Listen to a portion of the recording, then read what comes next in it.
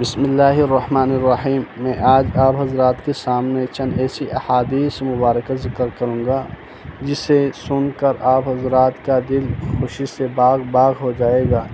خاص طور پر ایک وہ حدیث ہے جس کے متعلق فرمایا، کوئی بندہ یہ عمل کرتا ہے تو ایمان پر برقرار ہے، اگر نہیں کرتا تو ایمان سے خارج ہونے کا خطرہ ہے۔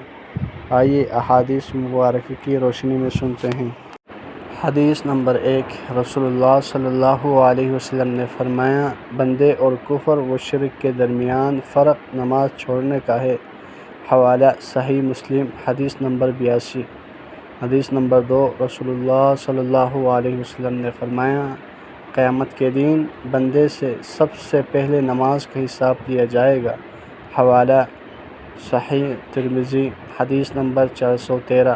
حدیث نمبر 3، رسول اللہ صلی اللہ علیہ وسلم نے فرمایا، ہمارے اور ان کے درمیان عہد نماز ہے، جس نے اسے چھوڑا اس نے کفر کیا۔ حوالہ سنن ترمذی، حدیث نمبر 2621۔ حدیث نمبر 4، رسول اللہ صلی اللہ علیہ وسلم نے فرمایا، اللہ تعالیٰ کے نزدیک سب سے زیادہ پسندیدہ عمل اپنے وقت پر نماز ادا کرنا ہے۔ حوالہ صحیح البخاری، حدیث نمبر 527 و صحیح مسلم، حدیث نمبر 85۔ اللہ جل شانہ سے دعا ہے جو حدیث پڑھی سنی ان پر عمل کرتے ہوئے دوسروں تک پہنچانے کی توفیق عطا فرمائیں۔ جزاکم اللہ خیرا کثیرا۔